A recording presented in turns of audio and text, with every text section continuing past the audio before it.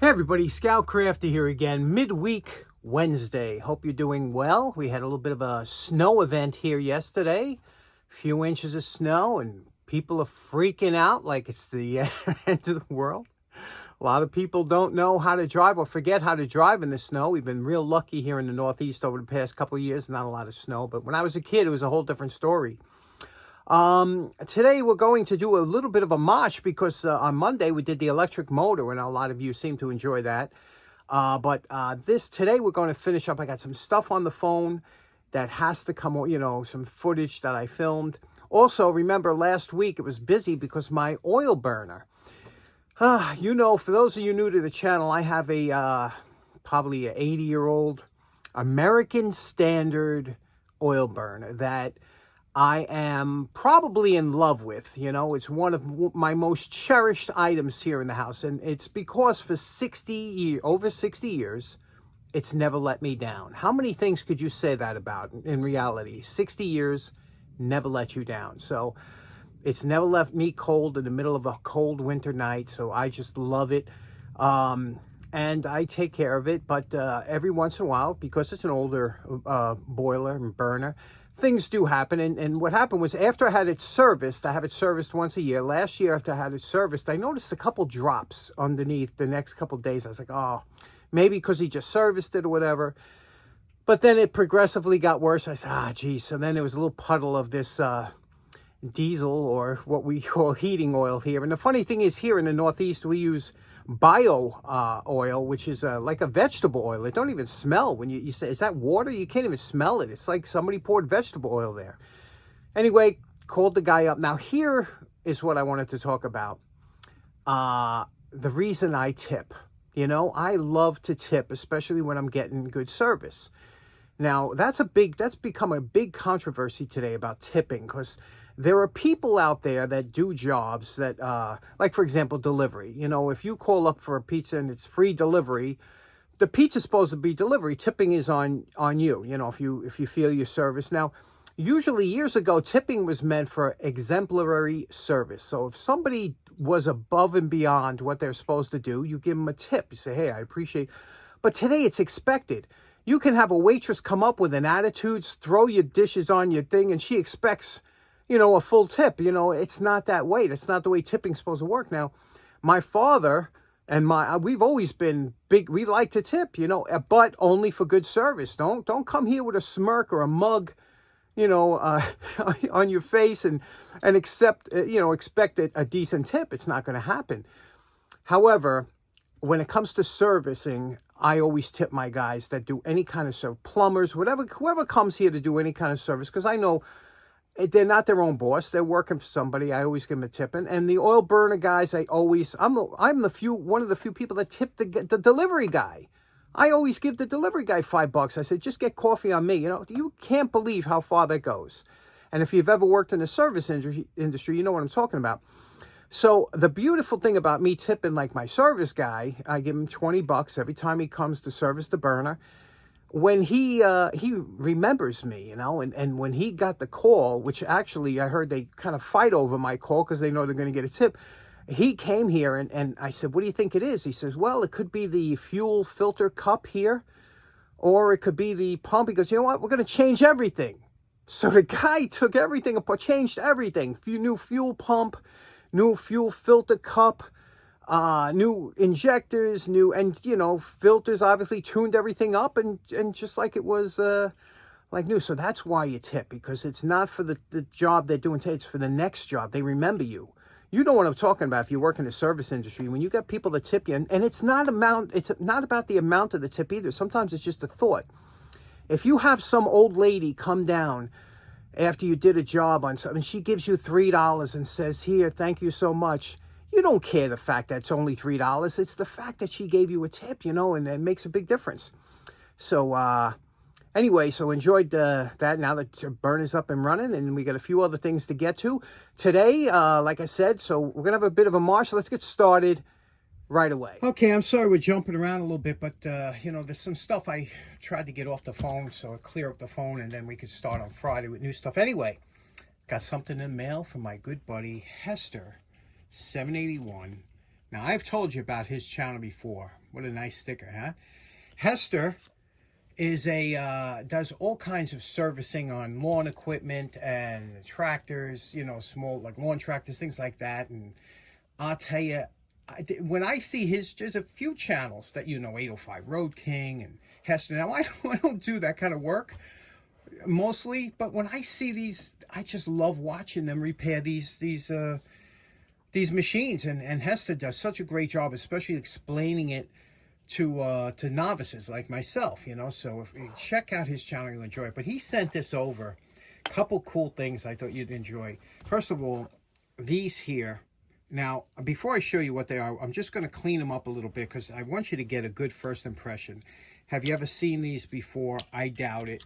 The patent date on here, you could see it's January 7th, 1913. Can you see that? January 7th, 1913. So think about what these are. Let me clean them up and show you. Okay, we're all cleaned up here. How to get rid of the rust and whatnot before I showed you what these are. Did you figure out what they are yet? This here is from 1913, like I said, and what they are folding hangers. And these were real popular back in the day. Is kind of, I know it's a little gimmicky, but you can see here, these extend out. There's 3 sections here. This is a hanger for, let's say, a shirt or something like that would hang on there. And for this one here, you can see these pop out. This here, you could hang either your trousers or something. Trousers. This, you old timers are like, yeah, trousers. The young guys are like, what the hell is a trouser? That's what we used to wear before pants. And dungarees. Remember dungarees? We used to wear before jeans, they were called dungarees. Anyway, so there we go. And very nicely made. Again, these would fold up. A little gimmicky. I love gimmicky stuff. And the patent, like I said, 1913. And the name is, was it Midget, I'm sorry. Midget trademark. Kraeuter 7th, 1913. So they are real cool, aren't they? Also, Hester sent over these. Now, you know I'm a big fan of Kraeuter. And the reason that I thought these would be a great job for the channel has a couple. And Hester does his own restorations, but, you know, this is something that I think he knows everybody would enjoy seeing, because this is something you might come across in wanting to restore a tool and having a decent tool, but you come across something like this and it's a dilemma, because they had a plating on here. I don't know what kind of plating it was. Nickel plating back then was horrible. It flaked off and always did this kind of stuff, and they had some cadmium plate, whatever it is.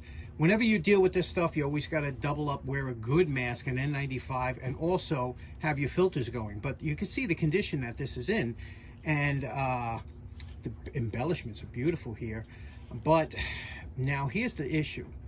What do you do with this? You have to remove all this plating. If you don't, even if you try and clean it up, this will always show. Now, the thing is, and this is called, it has a cool name, it's called the Victor. You see, you could just about make it out there. Now, we're going to take this down below the plating and try and make these into it, because they are just a beautiful pair of pliers. But we're going to try and save them. And again, the Kraeuter insignia is there, and also on the inside here, on both handles. The only problem is there's a little screwdriver that went here, is broken off. Somebody used it as a pry bar. We'll try and, we can't make it into a screwdriver. We can try and fix it so it looks like it wasn't broken, like this side. We got our work cut out for us. So what do you say we get started on these beautiful Victor Kraeuter something 05-7? I don't even know what that is. So let's get started. Let's take it apart. Taking these apart usually is no problem. You just don't want to, I wire wheeled it first, just in case there was any rust, but there's really no, and then just work it off. Don't try and take it off in one, because you gotta, those threads are peened over. So you're basically unpeening them. So don't try and take it off real quick. Work it off slowly, and you fix some of those threads so you can get this back on later. Again, a vice grip really makes a good tool for this job. Here we take it apart. Like I said, I gave it a quick wire brush. We're going to have to knock this out. And you can see it is indeed the Victor. Over here it is 305-7. We're going to try and keep that mark, but it's a little light on the numbers. But again, we got to get below that finish. So we'll just knock these apart now. Sometimes a wooden mallet. Now, did I mention how valuable these things are around the shop? A small wooden mallet. The good shock, you need that good shock to wrap that out of there if it's stuck. There you go. You see? And because it is it's almost pressed in here. There's an area that's a square.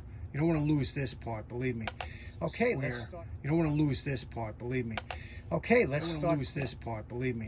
Okay, let's. Now, this simple technique here will save you a lot of problems, because this nut here, you got to take it to the wire brush, get all the rust and everything off, like we did here, right? We're going to clean this later with the belt sander and stuff, but what you have to do before you get to all that is you have to make sure you can get this nut back on. Now remember, this is peened over so that this won't loosen up, okay? It's hammered down here, and because it's peened over, the threads, you can look closely and you'll see the threads are kind of squished. If you take it at an angle with the wire brush hitting like this, it'll push that thread back. And then what you have to do is clean out the inside of this nut here using a round wire brush and Q-tips and things, get it nice and clean. And then what you do is you make sure that this will spin back on, and it does. See how it spins on nicely? Now, this is how you're going to clean up this nut. You're going to back it off a little bit to about here below, and you're going to clean up the nut on the belt sander holding this. Same thing with holding this. And then when you put it all back together, you could peen it a little bit too, but you have to make sure you can. This is a big thing. If you forget this step, you're going to give yourself a lot of heartache. Okay, let's get to cleaning up the rust on there.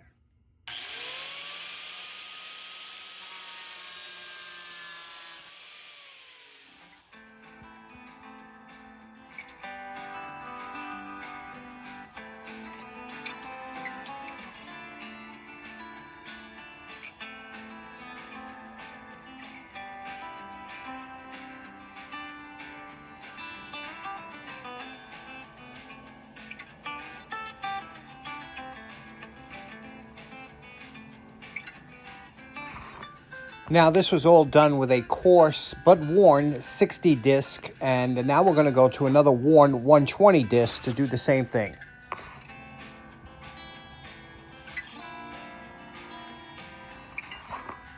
Now, this is right before disaster struck. Everything is going good. I took it down. Now I'm going to just clean up these parts with the fiber wheel. And here's where it happened. That's the culprit right there. Sometimes you get near the end of the job, you're trying to rush to get it done, your back is starting to cramp up and everything, and you make a newbie mistake and you hit the buffer with the wrong direction. The nut goes flying underneath the bench, gone forever, until the next owner's by the house. So then you have to stop what you're doing and make a new one. And that is what drives me nuts. Okay, you know my favorite part. Remember what Hester's pliers look like before we started. And we're calling this project done. Wow, look at these, huh? Are they not absolutely beautiful now? Let's take a look. You can see here the Kraeuter 305-7. We're able to keep all the lettering, which is really tough when you have that kind of pitting. We kept the Victor. It's fogging up a little bit because it got cool down here. My hands are warm. And look how we matched up the top here. And you know, you hear about these van pliers. Look at that beautiful matchup on the top. You heard about these van pliers with that. This one had the little notch cut in there that you could put so you could hold something like a pin or a nail or something if you had to. There's no excessive rattle, as you can see, and it works super smooth, super nice. I mean, look at that. Just absolutely beautiful. The embellishments, that's the original coating on there, because you know you're not going to get inside. So they cleaned up real nice, didn't they?